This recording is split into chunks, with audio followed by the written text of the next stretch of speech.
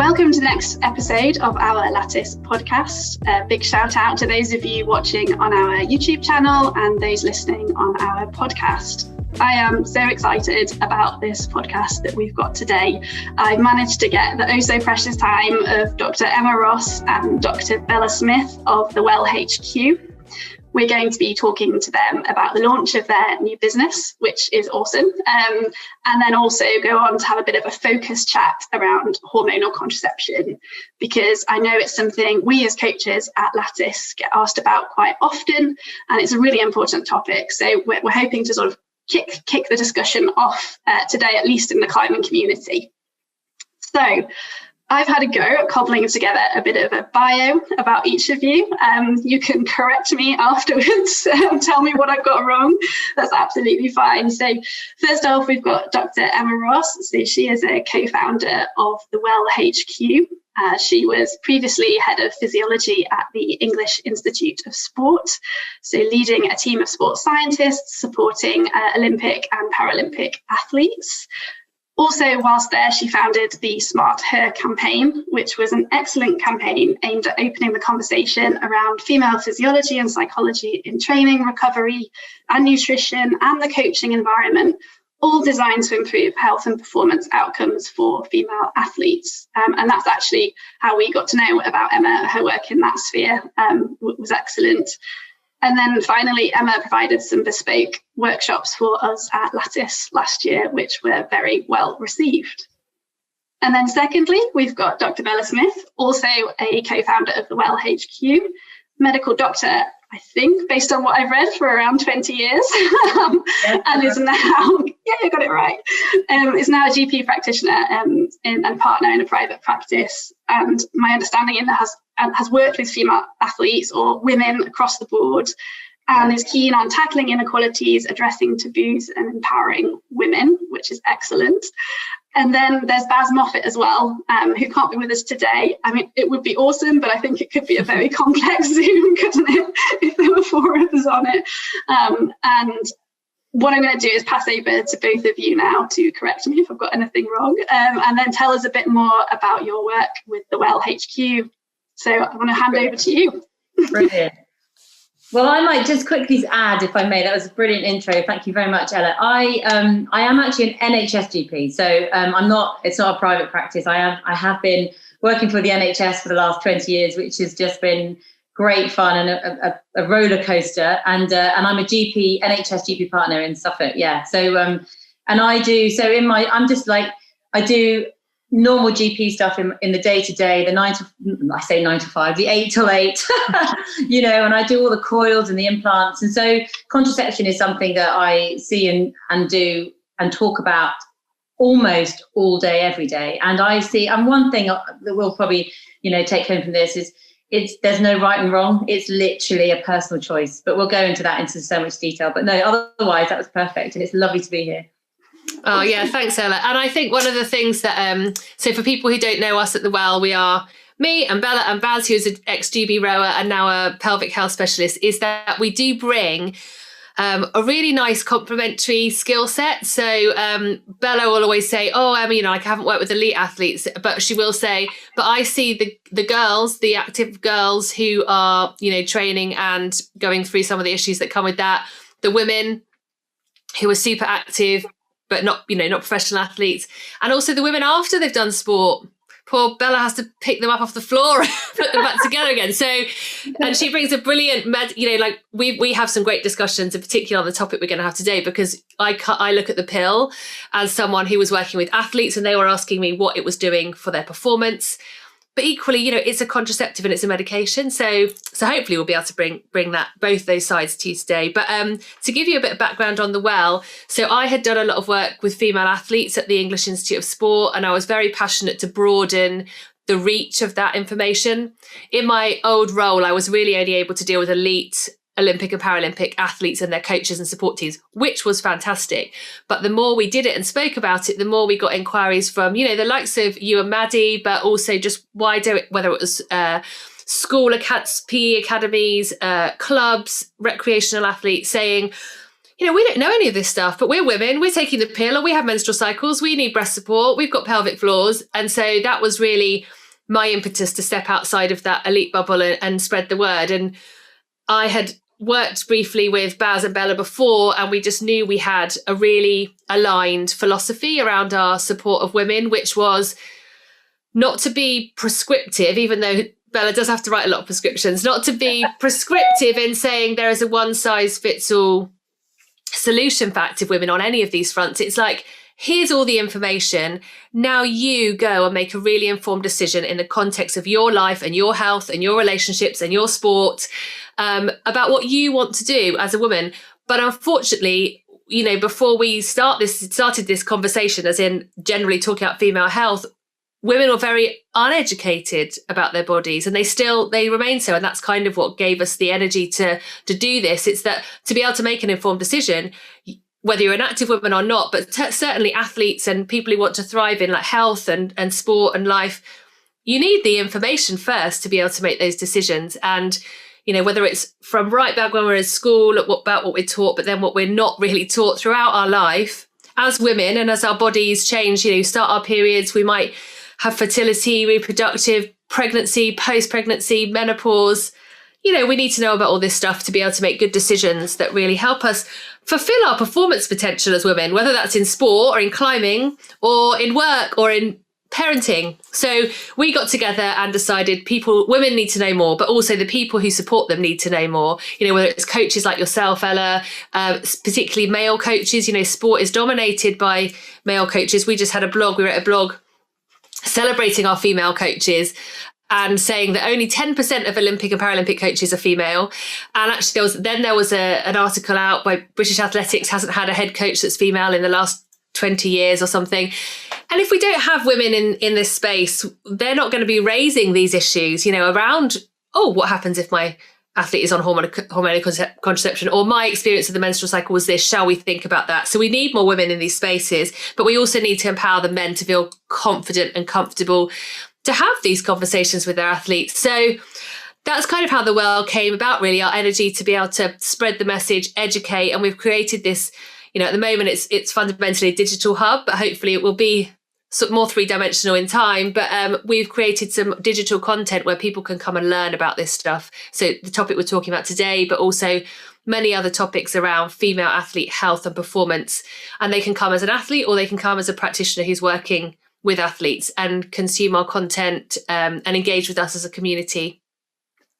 Awesome. So in terms of the content you've got at the moment, is it content you can just go onto your website and get access to that straight away? Yeah, so we've got some courses that you can go on the website and buy, which are what the practitioner one, which is kind of our biggest content, is 12 modules that you can follow to learn about all of these topics.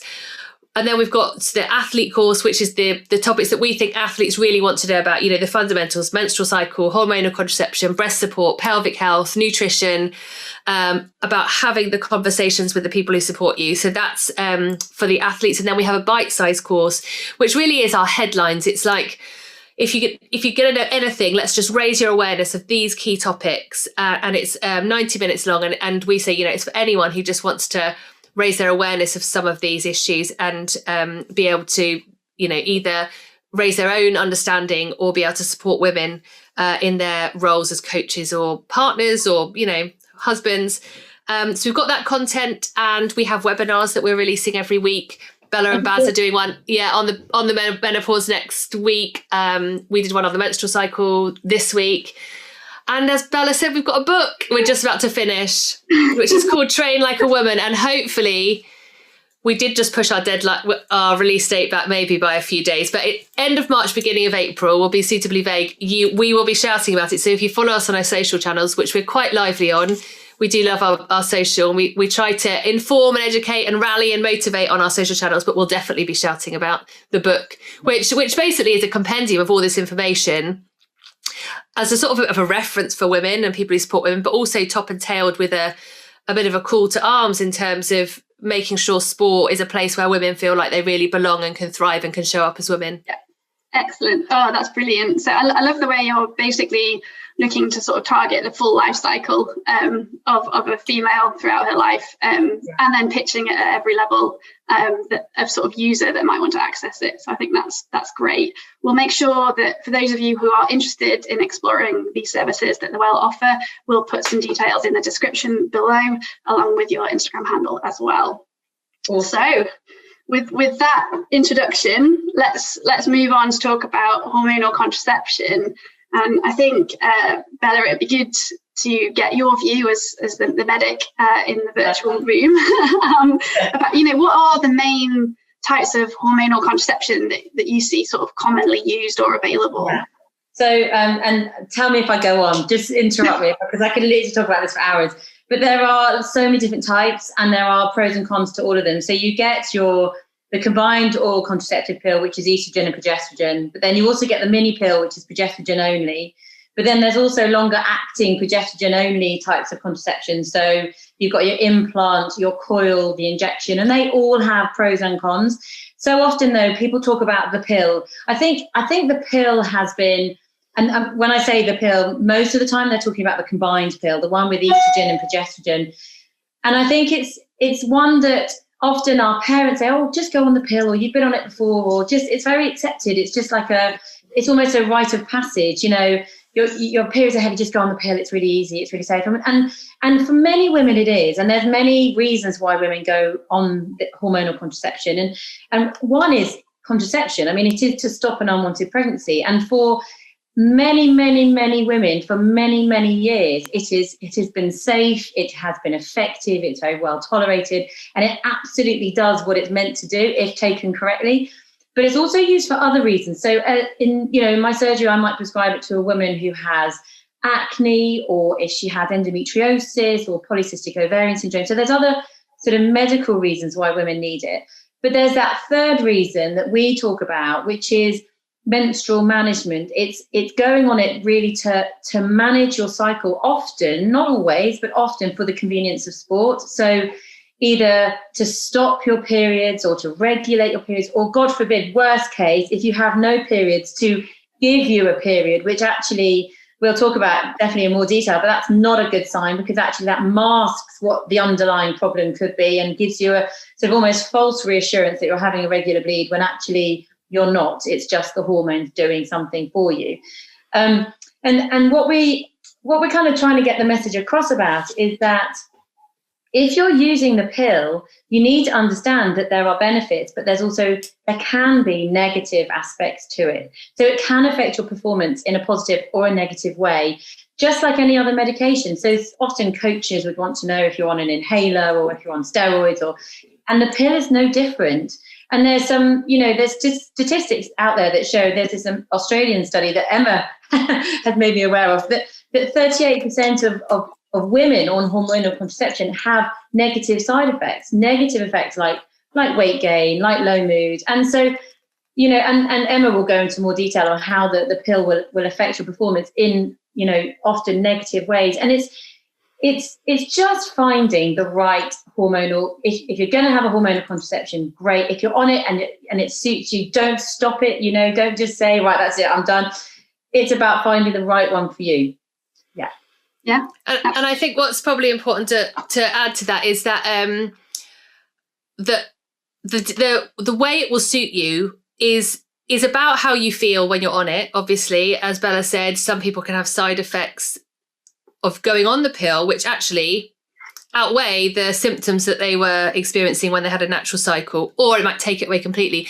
But also, Bella always reminds me that it's about the logistics as well. So if you're an athlete who's traveling all around the world and isn't able to take your pill at the right time every day, for example, or forgets to take it, then it's suddenly not going to be an effective contraceptive, but it might also give you symptoms just because you're not taking it in the way it was intended to be taken. So there's lots of considerations, and obviously whether you want contraceptive protection as well, but lots of considerations about what you might choose. But also that to emphasize that these are synthetic hormones that are being used in something like the pill, and that suppresses the body's own natural cycle. So instead of us producing peaks and troughs of estrogen and progesterone across our monthly cycle, the pill kind of comes in and interferes with our brains to ovary signal and kind of shuts that up and says, don't worry, I'll take over,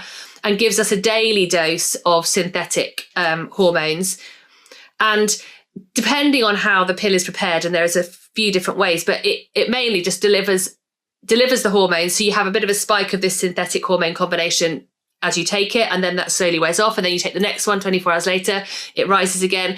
And you do that for about 21 days, and then you have 7 days where you have pill free, or sometimes it's a sugar pill in a packet where you're not getting this dose of estrogen and artificial estrogen and progesterone.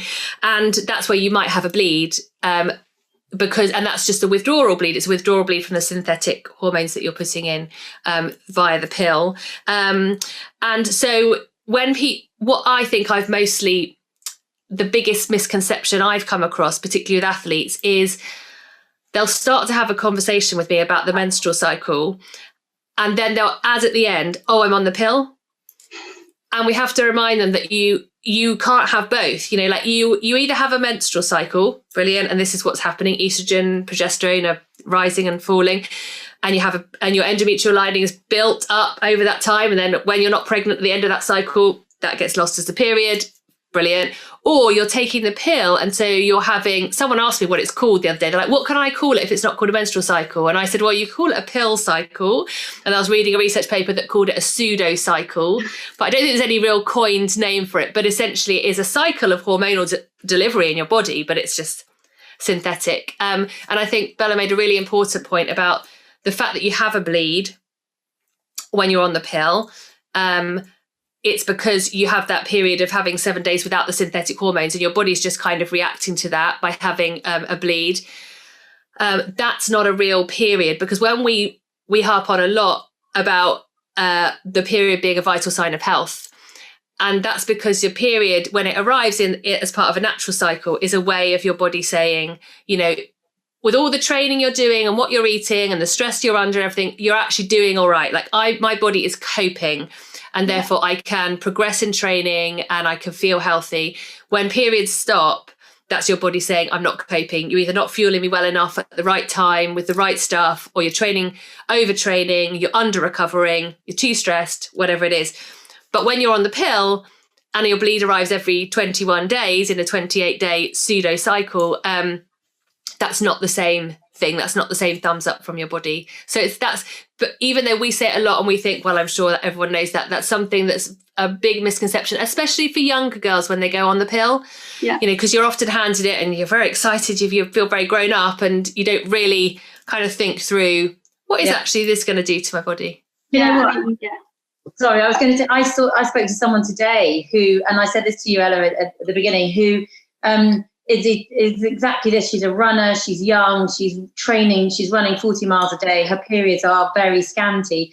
And her question to me was, well, shall I go on the pill to regulate my bleed? You know, and you're like, no, because we need to see that. We need to know that you're healthy. We need to keep monitoring. The only way we can monitor you and that you don't push over into to red S, into the energy deficiency syndrome, is by keeping an eye on your period. And the only way to do that is not to give you the pill.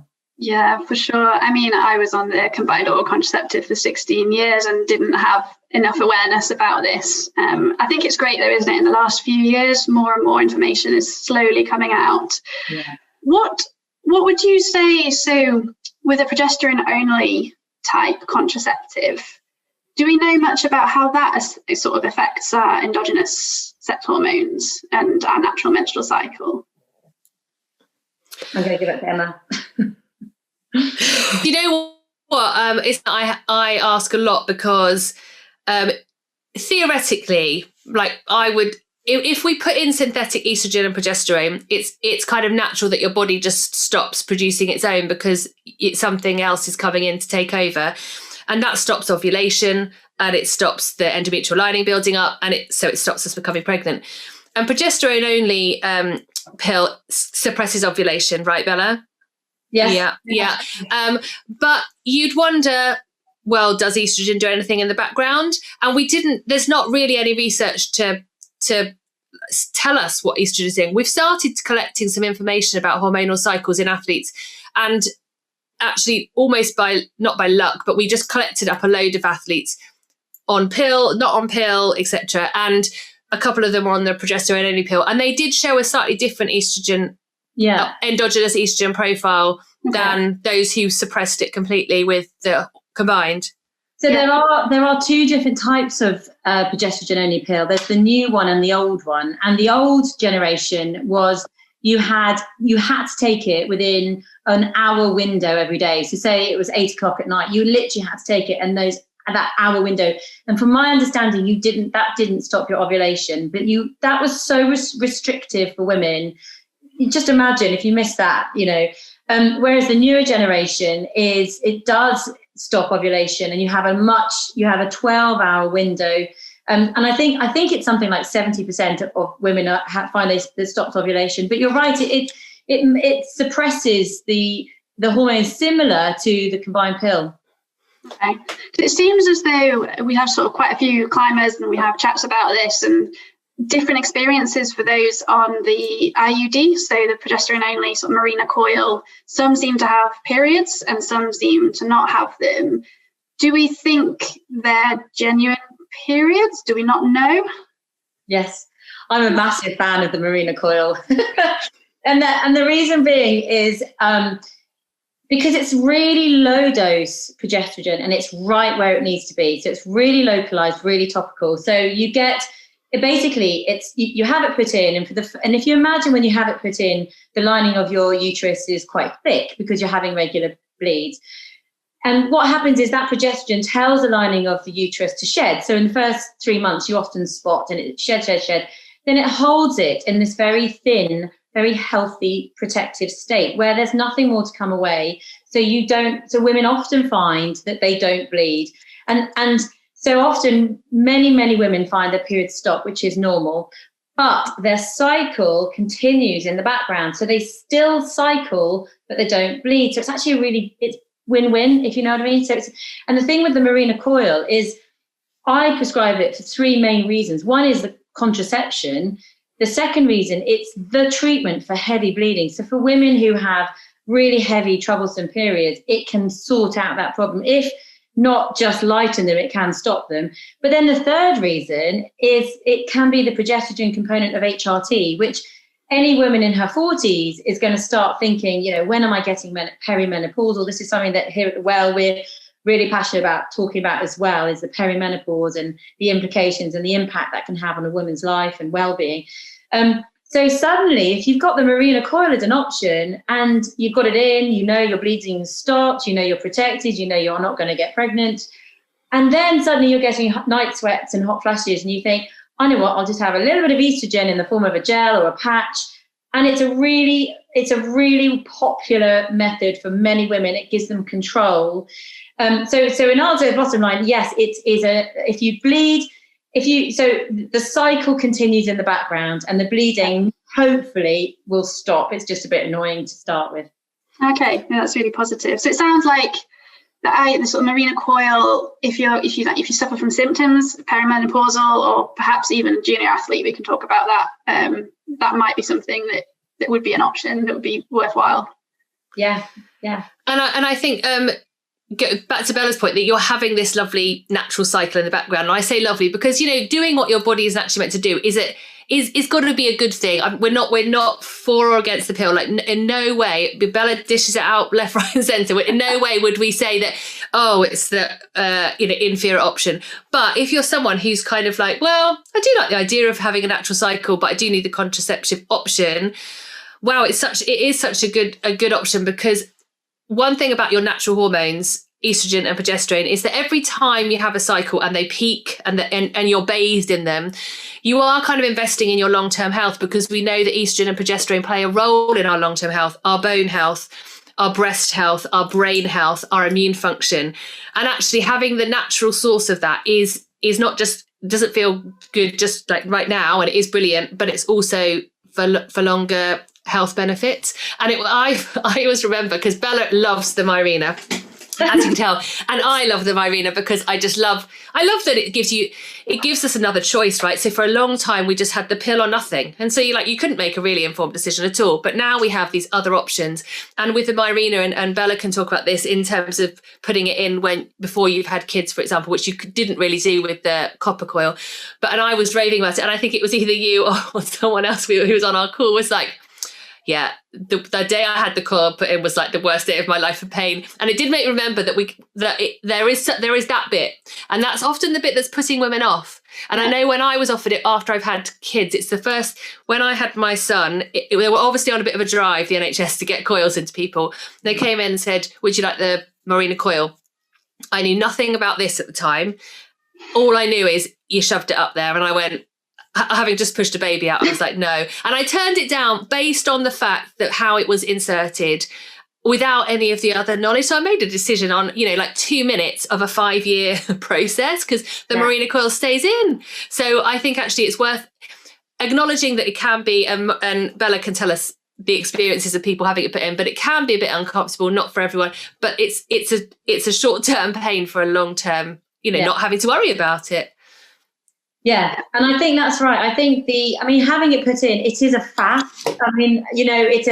In practical terms, it's a half an hour appointment in my surgery with the nurse. You come in, legs are in stirrups, so it's uncomfortable. And I, from personal experience, I know it is. It's an odd feeling, and it's sort of a deep, if anyone's sort of had their waters broken, it's that really deep internal kind of feeling. But a lot of women have it and they've never had babies and they've never been pregnant, and actually they tolerate it really, really well.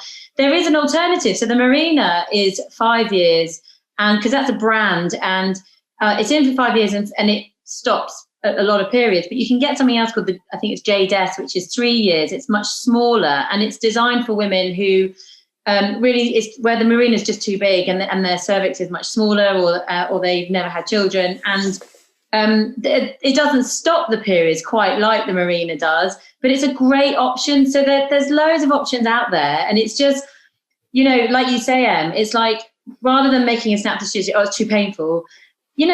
Actually, the cervix is just a hole. It's not like we're not cutting anything or injecting anything or stitching anything, or we're just pushing something through a hole that's like a little donut that's already there, that's already open. Period comes out of it, things go in it. It's actually a normal part of your anatomy that actually most of the time it goes through very easily. And you just end up with, as you say, it's like 10 seconds of kind of pain. And then for the majority of women, it then settles, and then it's in for 5 years, and it's a real investment. But then also I say to my women when I'm putting it in, if it's too much, we don't do it. If you get there and you're like, do you know what, I can't do it. It's not like it's got to go in, It's like, fine, we just don't, we'll abort the whole procedure and we'll try something else. Yeah. So it's about framing expectations, isn't it, around that? I think this is why this conversation is so useful, because if you didn't know that, just being able to understand this is what might happen, it might be uncomfortable, I might experience some symptoms, but to know that for the vast majority of people, it's temporary. That's really powerful in itself, isn't it? Yeah. Absolutely. In terms of I think on your Instagram you mentioned 15% of women who take the pill lose their sex drive. I think that was a recent post of yours. In terms of other potential impacts to consider, is that related just to the combined oral contraceptive pill, or does that apply to other hormonal contraceptives as well?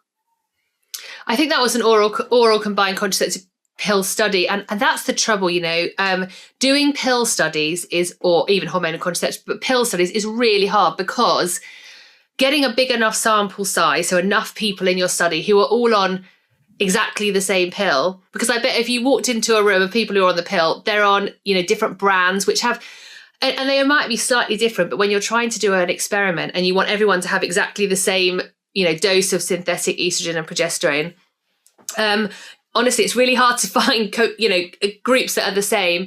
And because the oral contraceptive pill is the most commonly used, when studies are done on the pill, unfortunately, because actually it doesn't allow us to extend the findings much more widely, they're usually done on the OCP.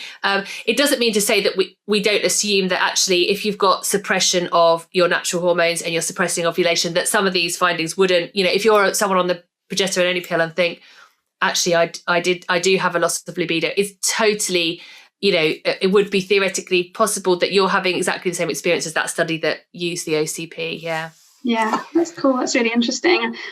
Because I think I've seen some lists of the different androgenicity of all the different pill types, and it's incredible the range that you can get across the pills. Yeah, we actually put that as one of the resources for our group, because even though it's quite detailed information, it's just interesting. If you're someone who thinks, I'd really like to know about my pill, it is worth knowing. Because I was a bit like you, Ella. I was prescribed the pill for over a decade of my life. And I knew what it was called. I didn't know, I knew it had 2 hormones in, synthetic hormones, but I didn't know whether it was more or less than another pill or a different delivery, sort of pattern, or and like you say, the androgenicity. And now I know lots more about the different types of pills. Even that conversation can be more informed. Why Bella would put someone on a specific pill because of acne might then mean that it's having an effect because it's lowering androgens. Actually, that's the thing. You're then also interfering not just with your female sex hormones, but also the other hormones, which are commonly called male sex hormones, but actually we all have them. Okay, so what implication does that have for me as a woman? And then you make a decision, because lots of people that Bella prescribes the pill for with acne, the acne is horrendous, right, Bella? It's not just a pimple.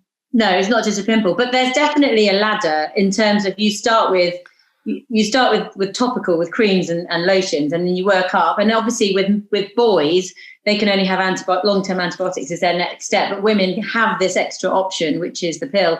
And often women are of an age where they're starting to become sexually active anyway. So they're saying to me, I'd like to go on contraceptive, or I'm on contraceptive and my skin is terrible. What can I do? So then often it's a double whammy. It's let's go with this pill because that will protect your skin and stop pregnancy. Whereas if I give you progesterone only, which makes skin worse, all of them.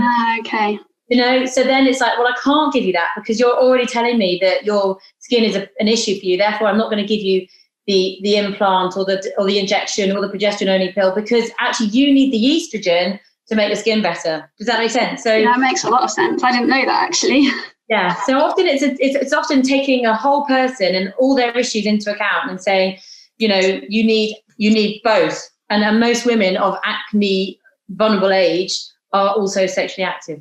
Yeah. It's just so useful, isn't it, to have this information shared with you, so you just appreciate exactly what's going to happen. Obviously we've got a lot of tracking apps out there now, some of which are really good, some of which have a couple of issues in my experience of using them.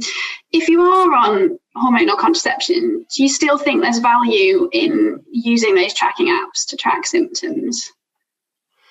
Yeah, I think so. I mean, we are the same as you, Ella. We have, we don't recommend really. Well, I always say I don't recommend apps, and then at the end I recommend an app. But we don't really recommend apps. We just want people to know that there's some good ones, some not so good ones, and there are also ones that will try and tell you what to do with your life according to your cycle.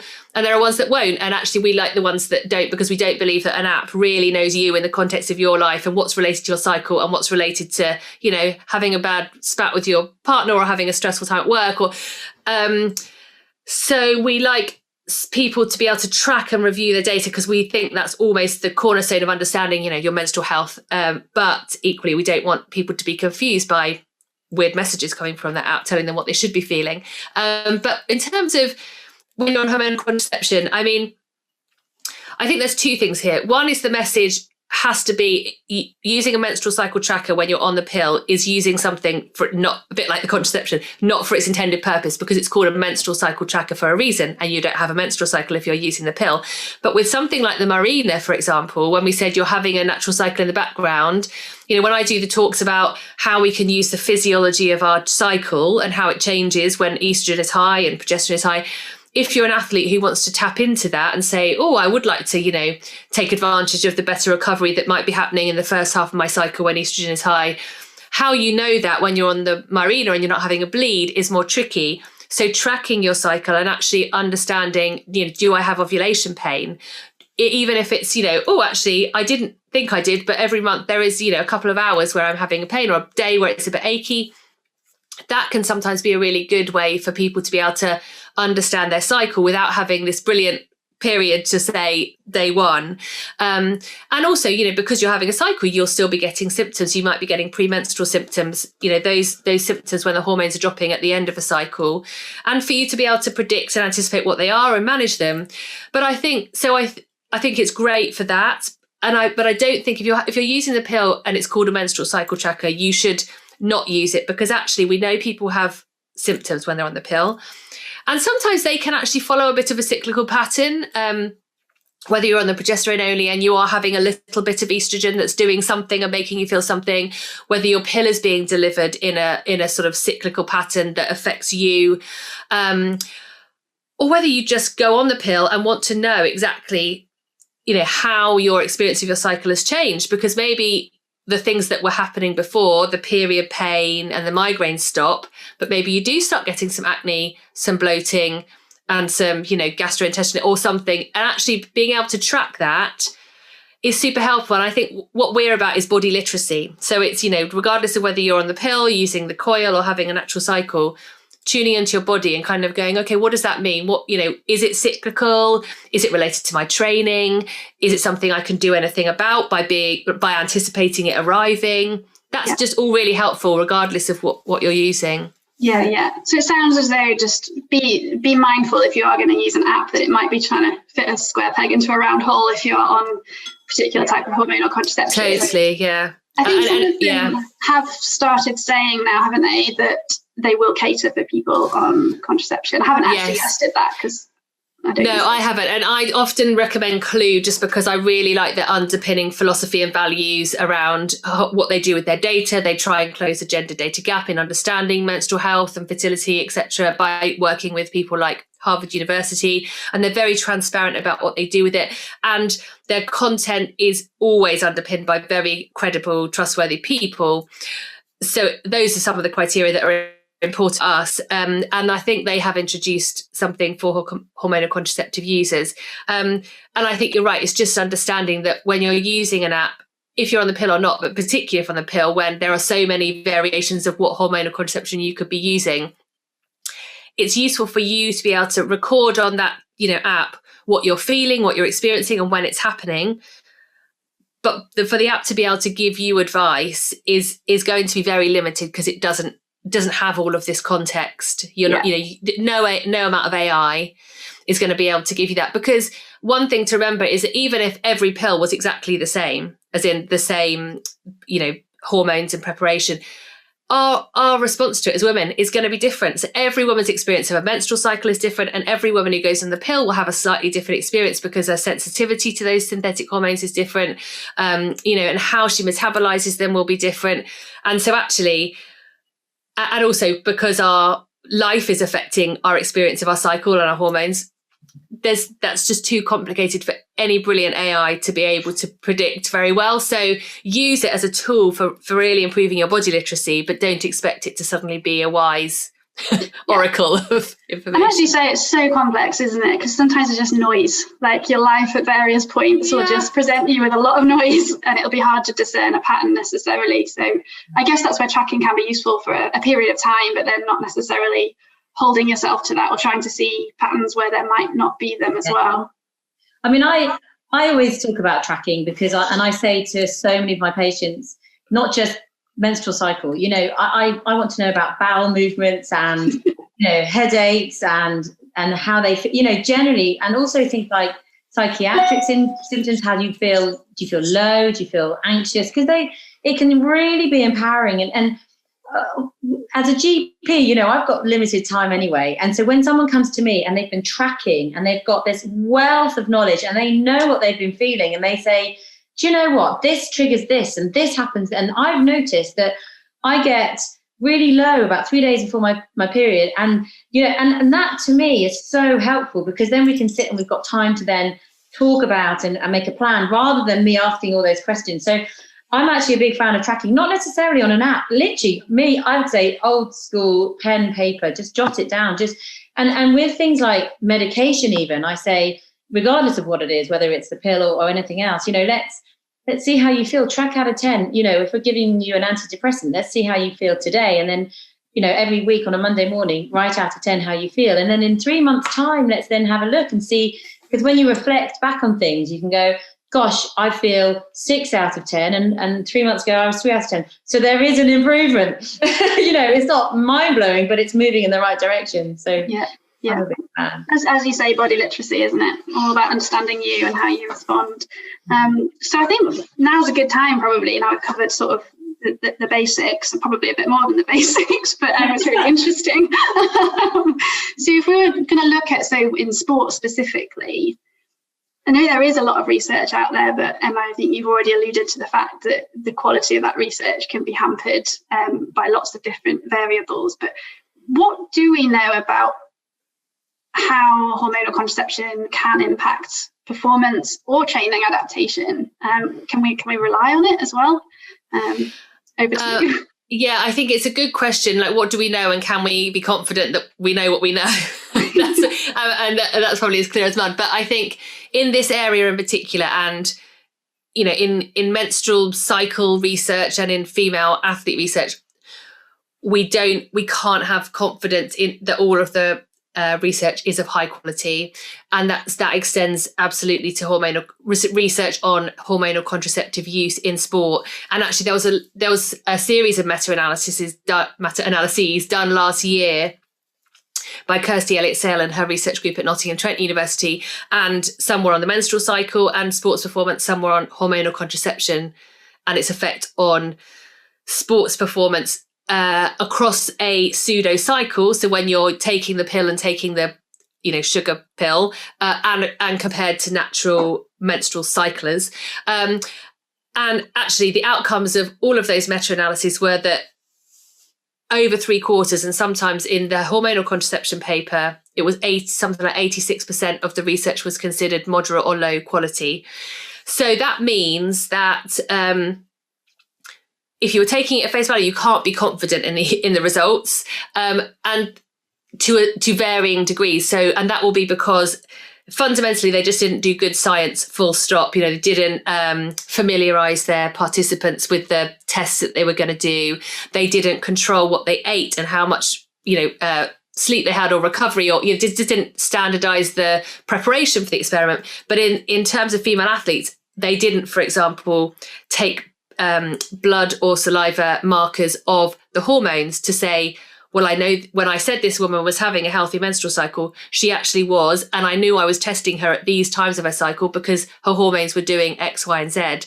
And if you don't have that, then you're just making assumptions because, you don't even know if that woman is ovulating and does have progesterone in the second half of her cycle. Just because she has a period, just because you've day counted, doesn't mean to say that her ovulation didn't happen on day 11 rather than day 14. So poorly controlled research isn't as helpful to us as really well-controlled research. But nevertheless, there is some that exists. And I think particularly for sports performance, sometimes we have to take a few steps back and say, well, we know this has been shown in hormonal contraception users as a group, not athletes and not in sport. But we also know that the effect of this on our ability to adapt or our ability to form, it does compromise it. So even though the study hasn't been done, we can start connecting the dots. And so the meta-analysis that was done by Kirsty Elliott-Sale's group said that overall, there was a trivial effect of hormonal contraception on performance. So they kind of scooped up research that was done on performance markers like VO2 max, strength, power. They kind of grouped everything and just said, is performance different in hormonal contraceptive users versus natural menstrual cyclers? And overall, there wasn't, although there was trivially an inclination for hormonal contraceptive markers to be lower in performance, but it wasn't significant. Mm-hmm. It wasn't significant. When you look at individual studies, the most consistent finding that comes out is that VO2 max is likely to be affected. If anything, when we're looking at these trivial effects and we're trying to tease out what's real, there is some research that shows that VO2 max can be decreased by up to 7% in athletes who are taking the pill compared to when they weren't taking the pill. So that's interesting. And we always say that's interesting because actually we've worked with athletes and they say, oh, I've been on, they're rowers, they need big engines. And they'll say, oh my God, I've been on the pill for so long. Should I come off? And we're like, are you thriving? Are you adapting to training? And are you brilliant? Is your aerobic capacity brilliant? And they're like, well, yes. So, okay, there's no problem there. If you felt like you'd reached a ceiling that didn't feel natural to you, that you're putting in training and you weren't progressing, that's when we kind of go, the pill is part of your jigsaw puzzle of understanding why you aren't progressing. But it shouldn't, we don't think, ever be the reason why you suddenly go, oh, I mean, you might want to come off it and see what happens. That's totally your choice. That's fine. But it isn't isn't the reason. But anyway, performance generally, we don't think strength, power are particularly compromised acutely, like on a day-to-day basis. Aerobic capacity might be compromised slightly. One of the interesting things that's come out of, again, a very small amount of studies, so we're still learning, is that if we take hormonal contraception, that does have a suppressive effect on our androgens. So it's the ones we were talking about around acne. That might affect our ability to gain strength. And again, the rationale behind that seems sensible because testosterone and other androgens are really good to help us repair and grow tissue, particularly muscle. And also estrogen is super good in a sort of anabolic sense. It stimulates growth hormone. It allows us to repair and grow muscles. It helps satellite cell proliferation. It creates a lovely environment. So if you're suppressing your natural estrogen and you're also suppressing what little testosterone we have through the pill, it does make sense that might have an impact on your ability to adapt to strength training. There was a study where they looked at pill users and natural cyclers. The natural cyclers did the strength training and had about a 3.5% increase in strength. The hormonal contraceptive users, when they were grouped together, had about a 2.5% increase in strength. So they said slightly lower. When they separated those pill users apart and said, these people are on a pill that kind of supports androgen production, and these are on a pill that suppresses it, like Bella said about acne and things like that. The people who were on the pill that suppressed androgen production had no adaptation to strength training in this research model. So that was again, it's one study, we have small numbers, but it's an indication that, again, it makes sense. It always worries me when it doesn't make sense, but it makes sense that if you're someone who is training and you're not adapting to training in the way that you think you should be, and you're on the pill and you look it up and it's androgen suppressing, it's just one part of the puzzle. You've also got to think about recovery and nutrition and stress, but it's one part of your puzzle. And I think the other important things that we know about the pill now, and they're actually much more consistently reported because they're studied more widely than sport, are that pill takers exhibit a higher baseline level of stress. So they exhibit markers of biological markers of chronic stress that you would expect to see in people who are actually chronically stressed. But these hormonal contraceptive users, or the pill users, they aren't chronically stressed, but their bloods are showing that they are. Cortisol, C-reactive protein, which is a marker of inflammation, are elevated. And we know that being under chronic stress isn't great for our long-term health. We know it has implications for, a sort of metabolic and cardiovascular disease down the line. But it also doesn't help how you feel on a day-to-day basis. And it does interfere with adaptation to training.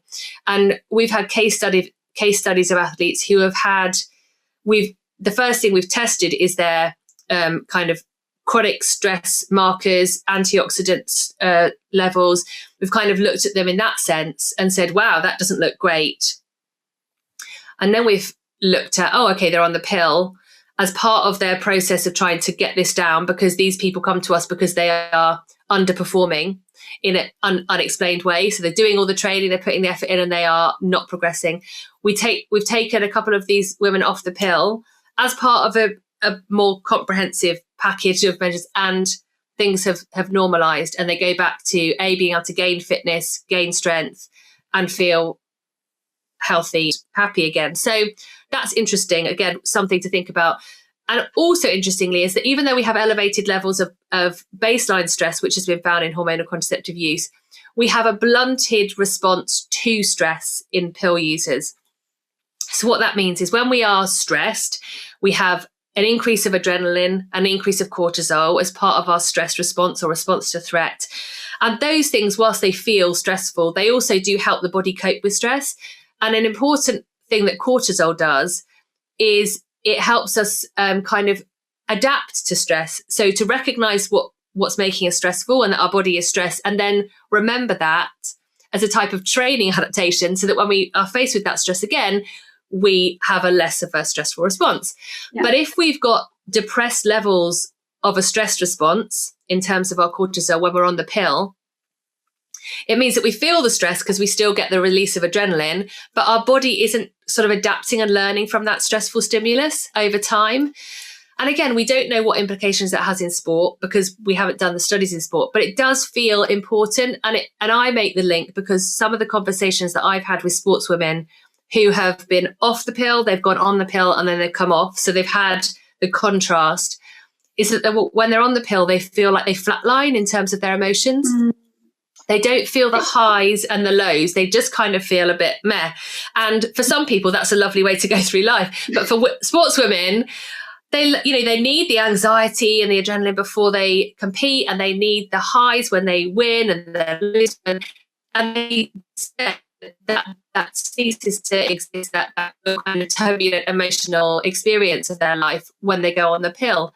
Now, whether that's related to cortisol or something else, we don't know. But it's important to notice those things about yourself if you're a sportswoman, because we learn from our emotional responses to things, right? You know, if we have euphoria when we do something brilliantly, it drives us to do it again. If we have disappointment when we don't do something well, it drives us to do better. And in sport, that's really important. So again, it's not saying, well, the pill's just going to mean, for everyone, this is the case. But it is important for us to be reflective and say, is that something that I experience as a woman? And then I guess the last thing, and this goes a bit more into the medical side, but we know that the pill increases our risk of depression, and really significantly. And actually, it's all hormonal contraceptive increases our risk of depression.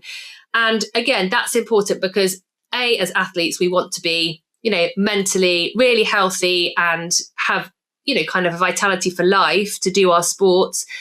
But we also need to be mindful that we, again, when we're trying to figure out why we feel low, or we might have low mood or prolonged low mood, that this might be part of the puzzle. And again, it's not going to always be the only answer. We know depression is very, very complex. Mm-hmm. But the fact that the data shows that women are 50% more likely to become depressed in the 6 months after they start taking the pill, it just means that we need to be mindful. So again, tracking when you start taking the pill, just have a check-in and see how your mental health feels, how your mindset is, how your motivation, how your confidence is. And if it's being affected, have a think about whether you might want to go back to your GP and say, could I try something different? And I think that's one of the things that we forget, is that when we get given a solution to something and it doesn't work, we have the power to go back to someone like Bella and say, again, with our tracking, because she loves that, okay, I've noticed that my mood has gone down over time. I don't feel like I've got to get up and go.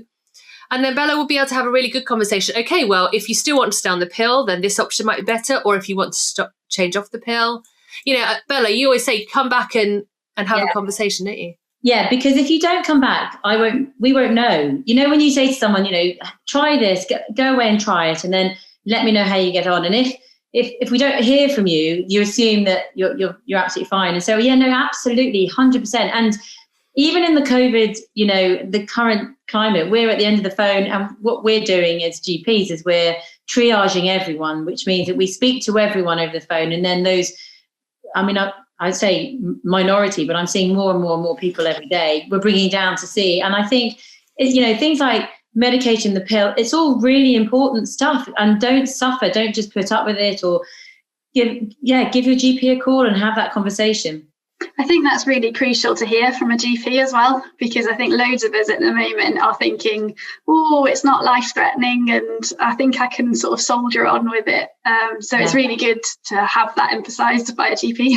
Yeah, no, and that really saddens me and sort of slightly, it worries me, the number, we're seeing it, the number of people who have been kind of minimising, normalising symptoms, thinking, I'll wait. And then how long are we going to be doing this? How long is this going to be? And suddenly it's a year. And, God forbid, some of these symptoms have become something serious. And so, 100%. And I always say to my patients, just give me a call. I'd rather know than we can make a call about it, or we can make a decision, than not know. Yeah. No, that's awesome. And if you don't have a Dr. Bella always says find a Dr. Bella. So what I mean by that is, so there are some doctors that aren't quite as brilliant as Dr. Bella. And I think we've all been to them where we don't necessarily feel like we're being acknowledged or our concerns are being acknowledged. And, that's just part of life. There are, different approaches to doing a job. But Bella will always say, there's going to be someone in your surgery who, either loves female health, they're putting in the coils and the implants like Bella is, or they just have have over time got experience with women's health. And if you find them, you're much more likely to have a better, richer conversation about these issues than if you're going to someone who's, just not used to or equipped with dealing it, I think. Yeah. That's sound advice. I think that sort of summary of the research and where it sits is really interesting and really helpful. And I think it's hard, isn't it, as an athlete? You can imagine thinking aggregation of marginal gains, like actually this is really important. I do need to explore this. And, if there is a chance I could be detrimentally affecting my performance, maybe I shouldn't be on any form of contraception. But it's always the balance, isn't it, between the symptoms they get with their natural menstrual cycle. I mean, it's hard. There's a lot of we come across social media where hormonal contraception gets a bit of a bashing. And, the reasons underlying that are the masking of your natural menstrual cycle, the risk that you might develop relative energy deficiency in sport and you wouldn't know it. I sort of, as a coach, it's kind of, as you say, it's got to be an individual decision, hasn't it? I think I imagine from everything you said, you don't have a sort of strong view. It's very individual. It really individual. And I've sometimes given talks and sort of highlighted all of those things, increased stress, lower VO2 max. And people have said, oh, so you're really anti the pill. And I'm like, oh no, let me continue that story because absolutely. It's individual choice. And sometimes the symptoms that people are experiencing, you'll take 1% of strength because the fact that you can get off the floor and do your training means that over time you're going to aggregate more strength anyway because you can actually adhere to your training. And we know that the ability to do the training you're prescribed to do is actually a much bigger marginal gain than some of these other things that we talk about. So, and doing your training requires you to not have symptoms that stop you from training. So it's that, you've mentioned it, Ella, it's a balance, isn't it? And it's about thinking in the context of your life. And I think the pill masking Red S is totally, that's a really, really important conversation to have.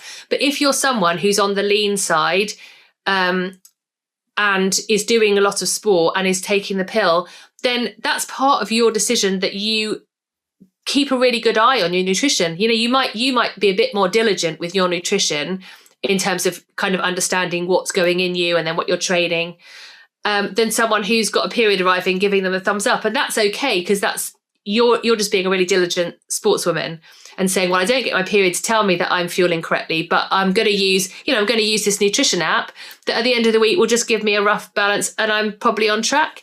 Yeah. So we're always making compromises in terms of what the best thing to do for us is, but it is very individual. And I think there is no, Bella started with it, there is no right or wrong. It's what suits. And also if you come off the pill because you think I'm going to give it a go, and then you have your cycle and you think, oh, that's awful, you can just go back on it.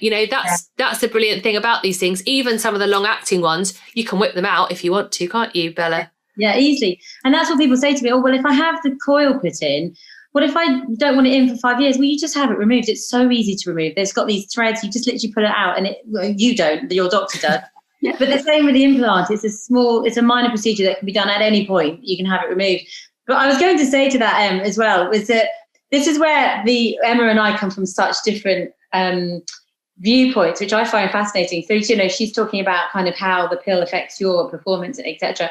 But there's nothing going to affect your performance quite like an unwanted pregnancy, So it's like taking it into account, isn't it? All these things. As a woman, we've got all these issues, and you've got to, if you need contraception, and you need one that's going to work, and that you have to get the balance. You've got to find what's right for you.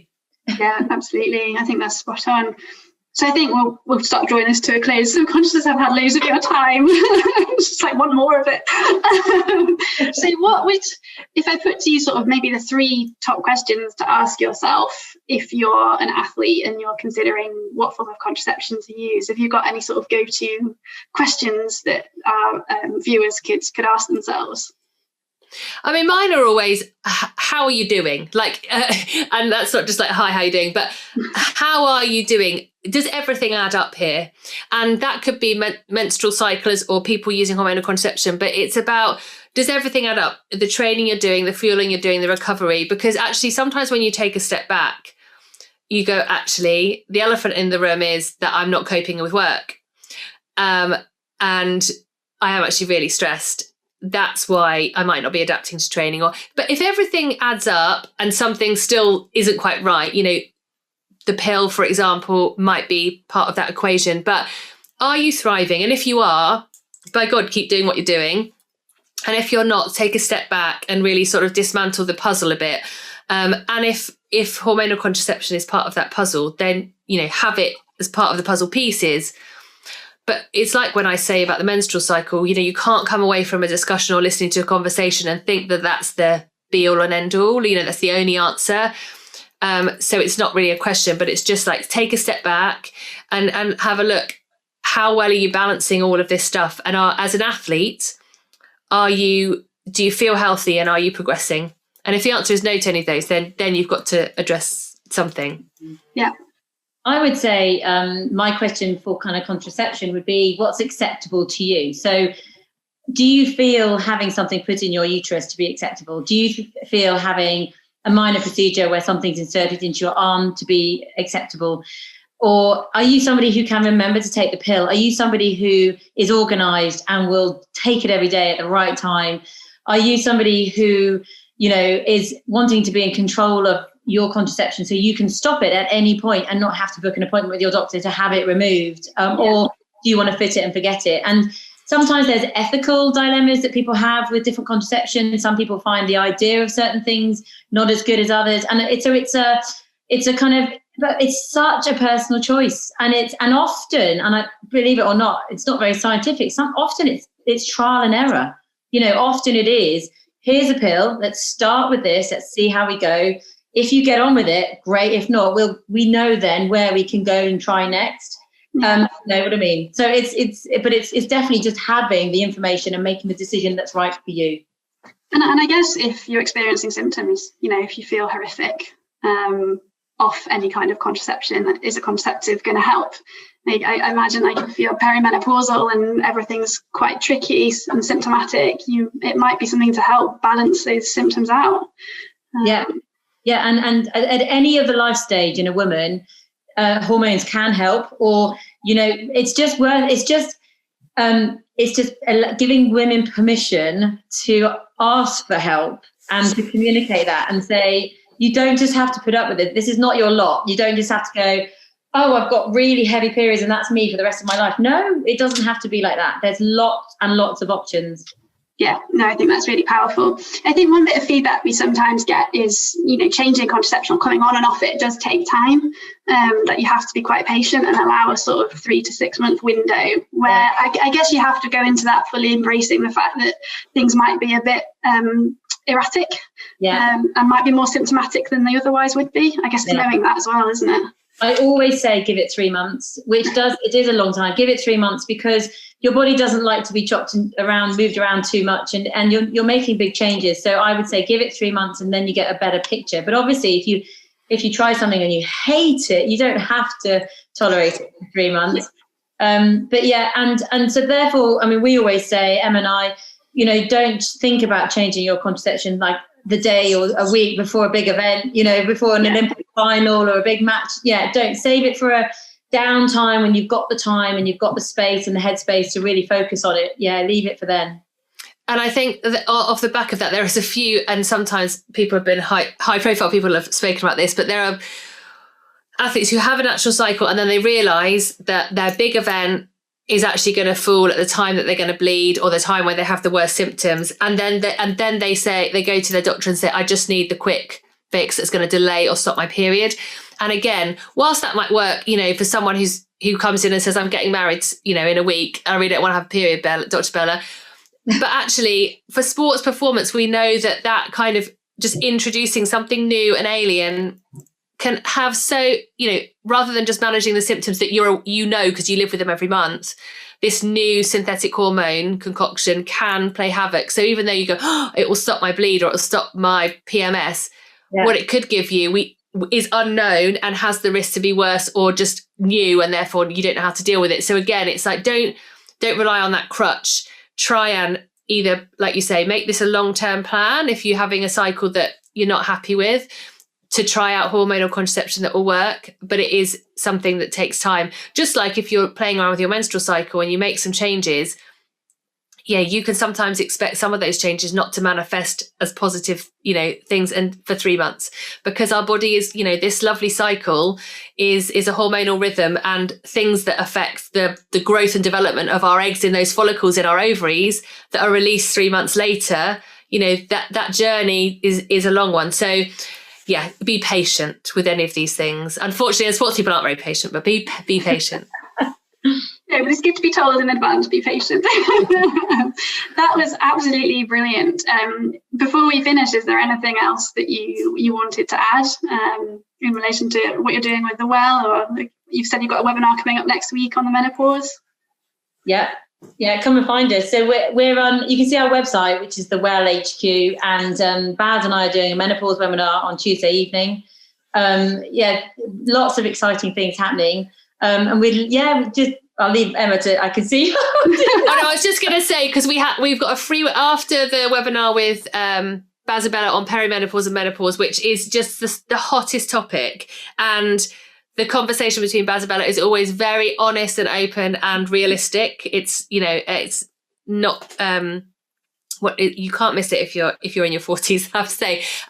After that, on International Women's Day, we've got our free webinar, which we had such a brilliant response to when we did it a couple of weeks ago, which is just really like us blasting you with some of the stats and facts and stories around the areas of women's health where we think women are being underserved in terms of what they know, what they understand, what the research says. And it just really raises everyone's, awareness of this stuff and curiosity. So that's happening again on the 8th of March. So come join us there. But come to our website and everything's there for you to find, and some blogs to ignite some interest as well.